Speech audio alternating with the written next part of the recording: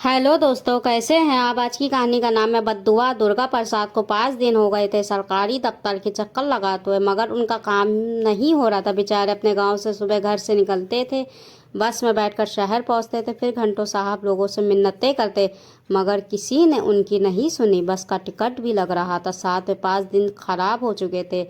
आज वो साहब नहीं आए, कल आना, आज वो बाबू नहीं आया, परसों आना। इस तरह से 4 दिन गुजर चुके थे। दुर्गा प्रसाद दफ्तरों के चक्कर लगा कर थक चुके थे। आज 6वां दिन था। आज दुर्गा प्रसाद पूरी तरह गुस्से में थे। घर से सोच कर आए थे कि आज काम नहीं हुआ तो हंगामा कर दूंगा, बड़े साहब के दफ्तर में ज़बरदस्ती घुस जाऊंगा, फिर देखता हूँ मेरा काम कैसे नहीं होता। अभी दुर्गा प्रसाद ने दफ्तर की 4 दीवारी में प्रवेश किया ही था कि सामने एक जाना पहचाना सा चेहरा दिख गया। दुर्गा प्रसाद ने तुरंत उसे पहचान लिया। अरे, ये तो जगदीश जी है। 2 साल हमारे गांव में रहे थे, जब उनकी ड्यूटी हमारे गांव में थी।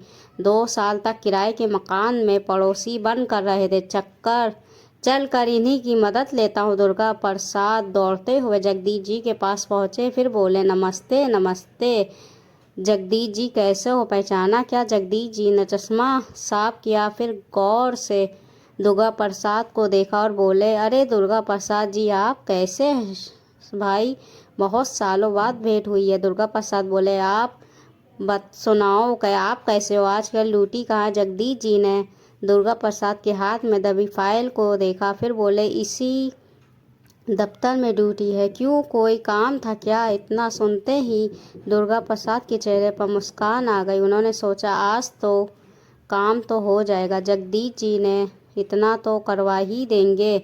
दुर्गा प्रसाद ने हाथ में पकड़ी फाइल जगदीश जी को पकड़ा दी, फिर दीन स्वर में बोले, 5 दिन से चक्कर लगा रहा हूँ, फिर भी काम नहीं हुआ। जगदीश जी, कृपया करके करवा दीजिए ना, आपको दुआई दूंगा। जगदीश जी हंसते बोले, ऐसी बातें मत करो दुर्गा प्रसाद जी, अरे आप तो मेरे अपने हो, आपका काम नहीं करवाऊंगा तो किसका करवाऊंगा। मगर एक परेशानी है। दुर्गा प्रसाद का चेहरा उतर गया। जल्दी में बोले, क्या परेशानी है। जगदीश जी धीरे से बोले, जिस अफसर के पास आपके काम वाला फाइल है वो जरा लालची है, औरों से तो इस काम का 2,000 लेता है, मगर मैं आपका काम 1,000 में करवा दूंगा। दुर्गा प्रसाद 5 दिनों में बहुत परेशान हो चुके थे, इसलिए तुरंत बोले, करवा दो जगदीश जी, आपकी बड़ी मेहरबानी होगी, लो ये 1,000 रुपये लो। जगदीश जी ने एहसान करते हुए बोले, ये आपके लिए कर रहा हूँ, 1 घंटे बाद 10 नंबर कमरे से अपनी फाइल ले जाना, आपका काम हो जाएगा। दुर्गा प्रसाद ने कृतज्ञता भरी नज़रों से जगदीश जी को देखा, फिर जगदीश जी अंदर ऑफिस में चले गए। दुर्गा प्रसाद धूप से बचने के लिए एक नीम के पेड़ के नीचे खड़े हो गए, फिर पास वाले ठेले से 10 रुपये का समोसा लेकर खाने लगे। 1 घंटे बाद 10 नंबर कमरे में जाकर दुर्गा प्रसाद ने अपनी फाइल मांगी तो उन्हें तुरंत मिल गई। काम हो गया था। दुर्गा प्रसाद के दिमाग से एक बड़ा बोझ उतर गया था। वो फाइल लेकर दफ्तर से बाहर आ गए। अभी घर जाने की सोच ही रहे थे कि उन्हें याद आया कि जाने से पहले जगदीश जी को धन्यवाद कर दूं, वरना बुरा मान जाएंगे। वो फिर से दफ्तर में चले गए। फिर हर कमरे में झांक कर जगदीश जी को खोजने लगे। जब जगदीश जी नहीं मिले तो दुर्गा प्रसाद ने कर्मचारी से पूछा, जगदीश जी कहाँ मिलेंगे। कर्मचारी ने कहा, लंच हो गया, इस समय जगदीश जी कैंटीन में मिलेंगे। जब दुर्गा प्रसाद कैंटीन में पहुँचे तब जगदीश जी अपने एक कर्मचारी के साथ टेबल पर बैठे खाना परोसने का इंतज़ार कर रहे थे। जगदीश जी और उसके साथ बैठे कर्मचारी का चेहरा दूसरी तरफ था।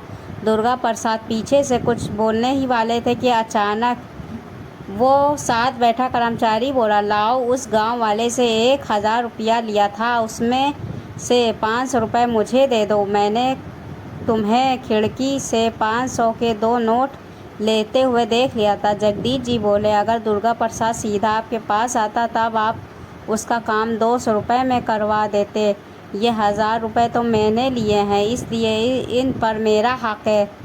लो अपने 200 रुपये पकड़ो। साथ बैठा कर्मचारी 200 रुपये लेते हुए बोला, इतनी रिश्वत भी मत लिया करो, गरीब की हाय लग जाएगी।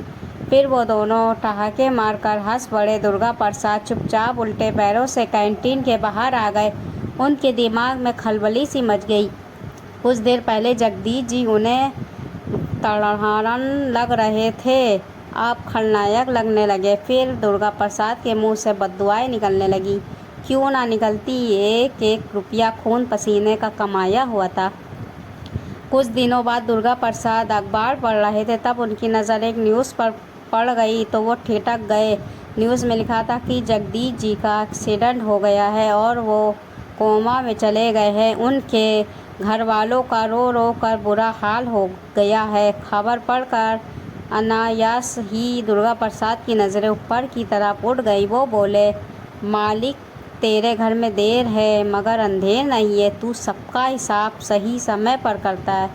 दोस्तों, ये आपको हिंदी कहानी कैसी लगी? अच्छी लगी हो तो लाइक सब्सक्राइब ज़रूर करिएगा।